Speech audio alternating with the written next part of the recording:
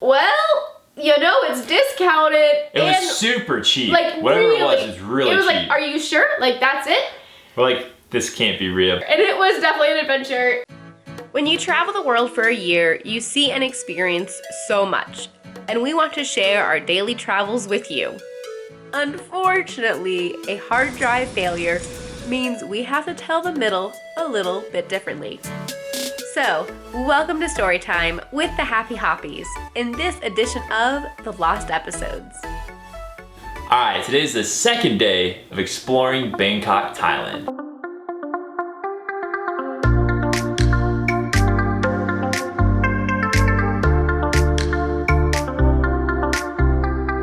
So we started the day going to the Grand Palace. Which is really cool. This is kind of like going to the Buckingham Palace when you're in England. This is the big palace that you go to when you're in Thailand.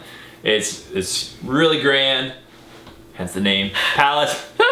And they have the guards that are out front, the royal guards all dressed up and everything. And you can walk through a lot of it for free and be able to see a lot of stuff. But then if you want to go into like a different section and get closer and see more stuff, you gotta pay to go through that section. So we just saw what we could see for free, took some pictures.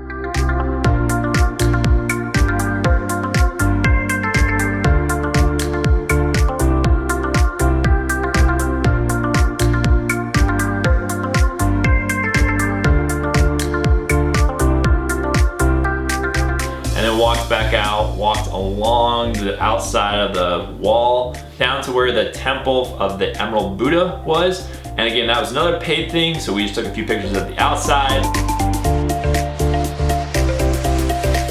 Yeah, see what you can for free, because especially when we were traveling as much as we were, the entrance fee, it's not that much if you're just going to that place, but when you're traveling a lot, that adds up pretty fast. So we would try to see what we could always for free, and then if something we really wanted to do, then we would pay the admission fee. But it was just like, we can see it, let's take pictures and go on. And again, it wasn't high on Lisa's list, so. Yeah, exactly.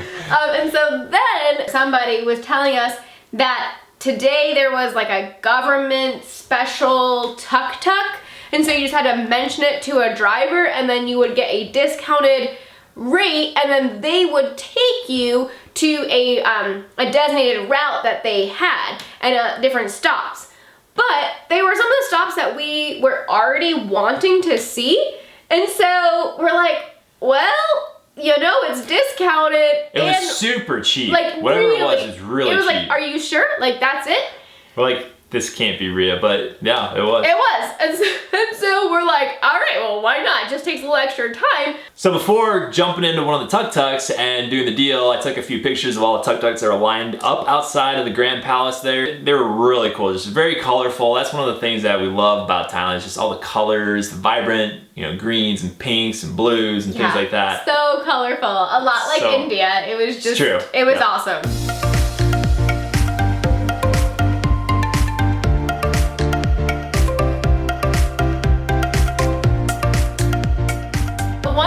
Stops that they had us go to, though, that wasn't on our list, was to go to this custom-made tailor shop to have suits.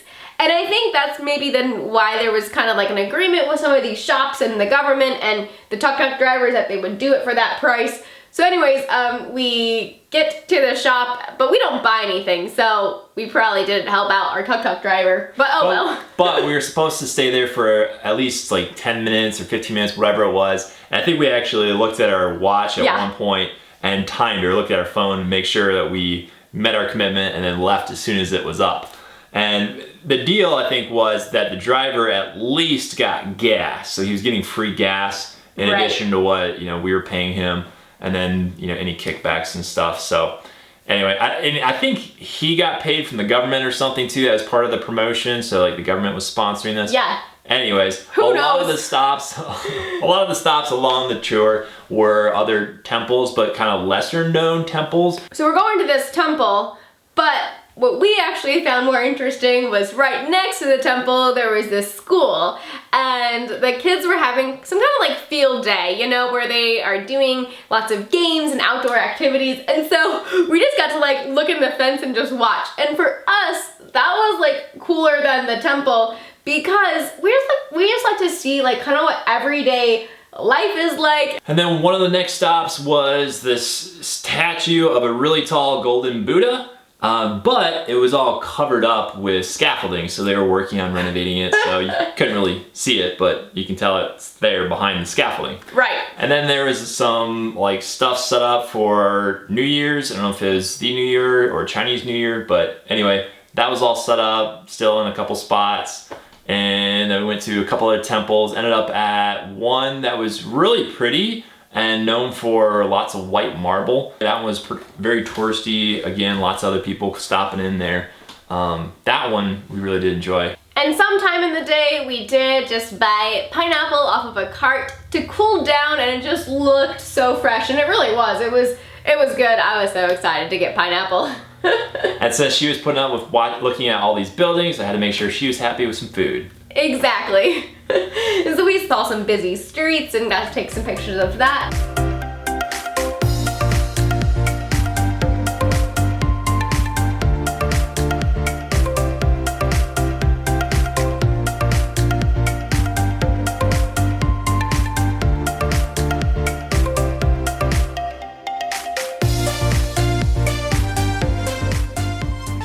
And then at some point, I think when we were on that like Tuk Tuk drive, we passed this one temple that we wanted to come back to that wasn't on the stop.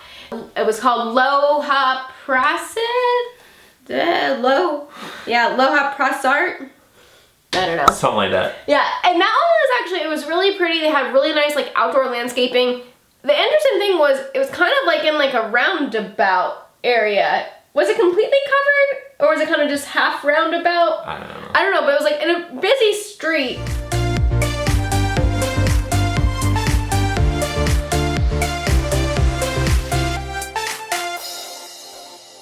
Peter got some fun pictures of me wearing my fun pants. And in one of the pictures you can see I'm pretty tired and kind of done for the day looking at buildings.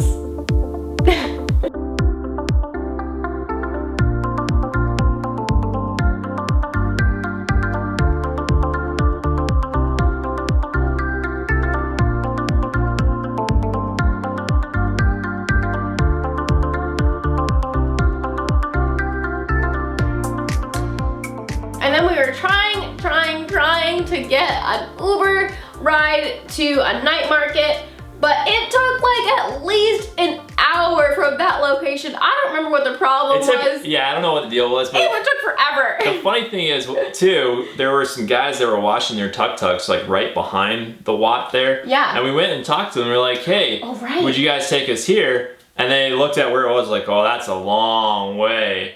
And they're like, no.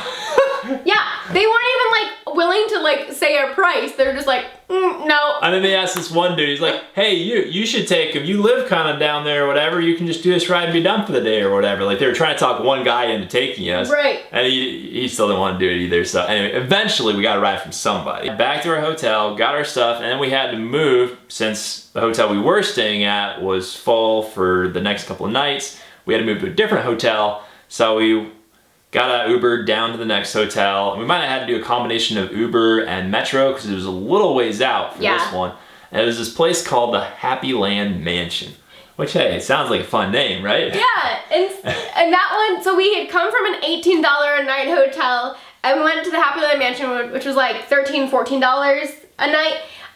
And we liked the other one a little better, but the Happy Land Mansion, it was good. It just didn't have incredible Wi-Fi speeds. It wasn't central. Like the Southside Garden was centrally located. It was closer to all the attractions you want to see for the most part, whereas Happy Land Mansion is just kind of way out there and you had to catch a metro in or do something else, and it's just harder to get around. But it was closer to one of the night markets that we wanted to go to, and so then we got to go to a new part of Bangkok and explore another night market.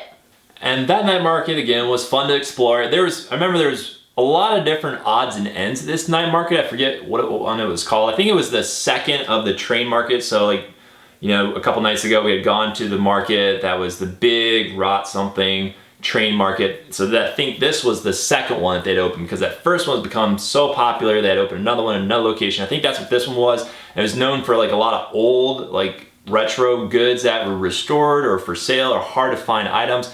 So I remember walking around, there were a lot of interesting things like that would just be laid on the ground. But then there was this one shop too where they had all these cool retro items just kind of staged all over the walls or freestanding, depending on what it was. And so it was interesting. If you're collecting like old retro stuff, that was the night market to go to check it out and find something. So in the next video, we connect with a friend from college who worked at the Global English School. And so that was pretty fun to hang out there for the next couple of days. So join us in the next video as we talk about that. See ya!